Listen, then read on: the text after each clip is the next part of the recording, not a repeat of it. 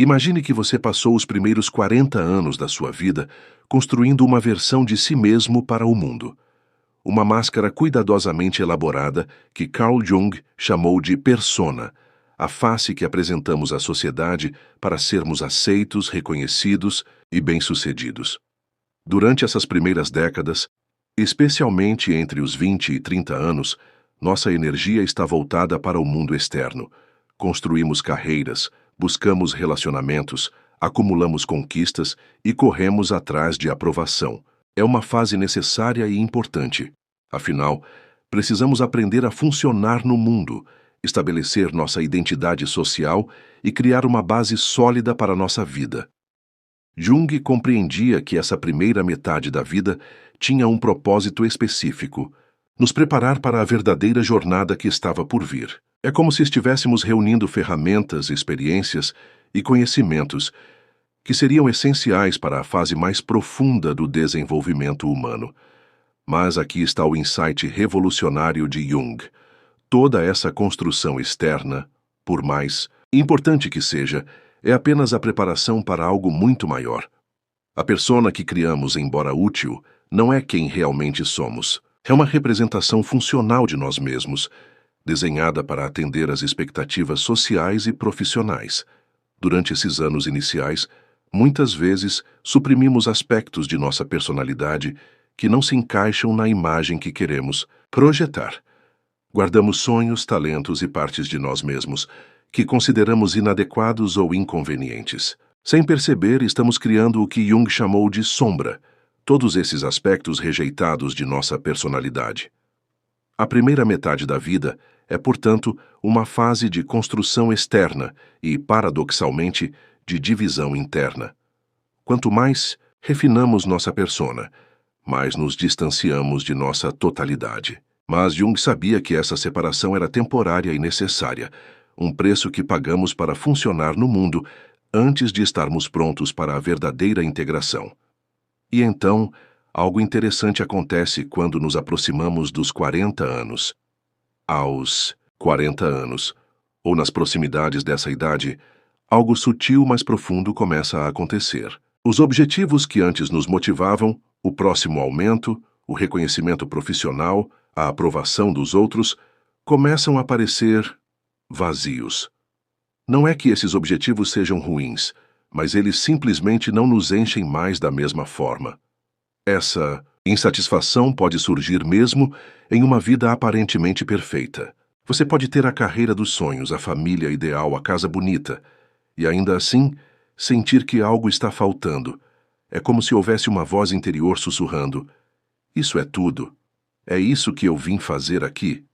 Jung não via esse momento como uma crise da meia-idade, mas como um chamado, um convite para uma jornada mais profunda e significativa. Ele acreditava que essa inquietação era, na verdade, um sinal de que estávamos prontos para a próxima fase do desenvolvimento humano, o processo de individuação. A individuação não é sobre se tornar uma pessoa melhor ou mais bem-sucedida no sentido convencional. É sobre se tornar quem você realmente é, integrando todas as partes de si mesmo que foram deixadas de lado durante a construção da persona. É um processo de reconciliação interna, onde você finalmente encontra e abraça sua totalidade. Essa transição pode ser desconfortável, porque significa questionar tudo o que você construiu até agora. Relacionamentos que funcionavam baseados na sua persona podem não funcionar mais quando você começa a mostrar quem realmente é. Carreiras que pareciam perfeitas podem não fazer mais sentido quando você começa a ouvir sua voz interior. Jung chamava isso de o confronto com a sombra, o momento em que precisamos reconhecer e integrar todas aquelas partes de nós mesmos que rejeitamos ou suprimimos. Isso pode incluir talentos não explorados, sonhos abandonados ou aspectos da personalidade que considerávamos inadequados. Mas como exatamente funciona esse processo de individuação? Como nos tornamos inteiros? A individuação é talvez o conceito mais profundo e transformador de Jung. Não se trata de autoaperfeiçoamento no sentido tradicional, mas de autoaceitação e integração. É o processo de se tornar completo ao abraçar todas as facetas da sua personalidade, incluindo aquelas que você preferiu ignorar. O primeiro passo nessa jornada é reconhecer e integrar a sombra. A sombra não é necessariamente algo ruim, é simplesmente tudo aquilo que você rejeitou sobre si mesmo. Pode ser sua criatividade suprimida, sua sensibilidade escondida, sua necessidade de aventura negada, ou até mesmo sua capacidade de dizer não, que você nunca desenvolveu. Quando começamos a reconhecer nossa sombra, algo mágico acontece. Paramos de projetar essas qualidades nos outros. Aquela irritação que você sente com pessoas preguiçosas pode ser sua própria necessidade de descanso que você nunca honrou. Aquela inveja que você sente de pessoas aventureiras pode ser seu próprio espírito explorador que você suprimiu. A individuação também envolve desenvolver um relacionamento mais autêntico consigo mesmo. Em vez de buscar a aprovação externa, você começa a ser guiado por um senso interno de alinhamento. Você começa a tomar decisões baseadas no que ressoa com sua verdade interior, não no que os outros esperam de você. Esse processo frequentemente envolve o que Jung chamou de abandono criativo, deixar ir relacionamentos, objetivos ou versões de si mesmo que não servem mais. Isso pode ser doloroso, pois significa decepcionar pessoas ou abandonar investimentos que você fez na sua persona. Mas é também libertador, pois permite que você viva de acordo com seus valores autênticos. Jung enfatizava que a individuação não é um processo egoísta. Quando você se torna mais autêntico, você na verdade se torna mais capaz de contribuir genuinamente para o mundo. Você para de drenar energia tentando manter uma fachada e pode direcionar essa energia para o que realmente importa. E o mais interessante é que a ciência moderna está confirmando o que Jung intuiu há décadas. Uma das coisas mais fascinantes sobre as teorias de Jung é como elas estão sendo validadas pela neurociência moderna. Estudos recentes mostram que o cérebro realmente muda de forma positiva com a idade, apoiando a ideia de que a segunda metade da vida pode ser mais rica e satisfatória. Pesquisas em neurociência demonstram que, conforme envelhecemos, o cérebro se torna mais eficiente na regulação emocional. A amígdala, responsável pelas reações de medo e ansiedade, se torna menos reativa, enquanto o córtex pré-frontal, responsável pela reflexão e tomada de decisões ponderadas, se torna mais ativo. Isso significa que pessoas mais velhas tendem a ser menos impulsivas e mais reflexivas. Um estudo particularmente interessante, publicado na revista PNAS em 2010, descobriu que a satisfação com a vida segue uma curva em forma de U ao longo da vida humana. A satisfação é alta na juventude, diminui gradualmente até atingir o ponto mais baixo por volta dos 40 a 50 anos, e então aumenta constantemente daí em diante. Isso sugere que a crise da meia-idade pode ser, na verdade, o ponto de virada para uma fase mais satisfatória da vida. O que é ainda mais interessante é que essa curva em U aparece em diferentes culturas ao redor do mundo, sugerindo que não é apenas um fenômeno da sociedade ocidental, mas algo fundamental sobre o desenvolvimento humano. Isso indica que Jung estava certo ao identificar a meia-idade como um ponto de transição natural e universal. Outros estudos mostram que pessoas acima dos 50 anos relatam maior senso de propósito, relacionamentos mais profundos e satisfatórios, e maior capacidade de encontrar significado em experiências cotidianas. Elas também demonstram maior sabedoria emocional, sendo mais capazes de ver situações de múltiplas perspectivas e lidar com conflitos de forma mais madura.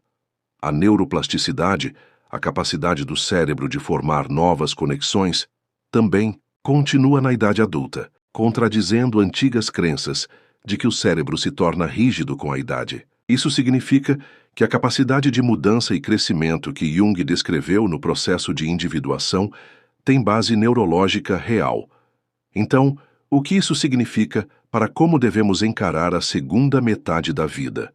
Jung via a chegada dos 40 anos não como o início do declínio, mas como o despertar para a vida real. É quando finalmente temos a oportunidade de parar de representar e começar a viver autenticamente. É quando a verdadeira aventura da vida começa. Essa libertação da autenticidade traz consigo uma série de benefícios profundos. Primeiro, há uma sensação de alívio em não precisar mais manter uma fachada. A energia que antes era gasta em tentar impressionar os outros ou em manter uma imagem pode ser redirecionada para o que realmente importa para você. Segundo, os relacionamentos se tornam mais genuínos. Quando você para de representar, você atrai pessoas que realmente se conectam com quem você é, não com a máscara que você usava. Relacionamentos superficiais podem acabar, mas os que permanecem se tornam mais profundos e satisfatórios. Terceiro, você desenvolve uma maior tolerância à incerteza e mudança. Tendo passado pelo processo de questionar tudo o que você construiu, você se torna mais confortável com a natureza fluida da vida. Você aprende que a segurança real vem de dentro, não de circunstâncias externas. A individuação também traz uma perspectiva mais ampla sobre a vida. Você começa a ver sua existência não apenas como uma série de objetivos a serem alcançados, mas como uma jornada de crescimento e descoberta. Você se torna menos focado em ter e mais interessado em ser. Para aqueles que estão se aproximando dos 40 ou já passaram dessa marca, Jung oferece uma mensagem de esperança. Sua vida não está acabando, ela está realmente começando. Os próximos capítulos podem ser os mais ricos, autênticos e satisfatórios de toda a sua jornada.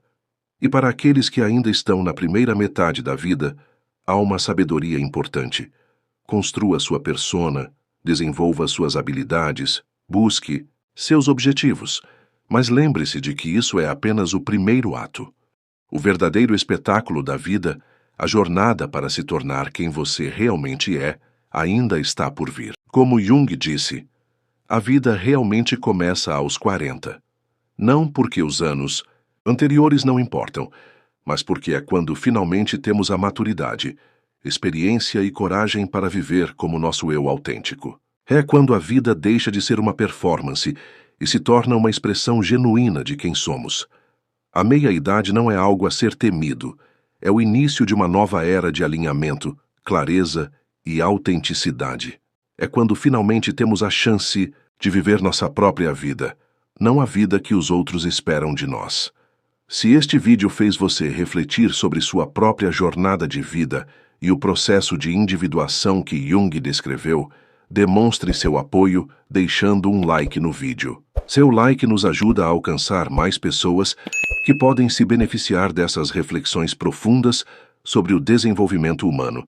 E se você está interessado em explorar mais conceitos da psicologia, filosofia e desenvolvimento pessoal, não se esqueça de se inscrever no canal e ativar o sininho das notificações. Temos muito mais conteúdo como este que pode transformar sua perspectiva sobre a vida e o crescimento pessoal.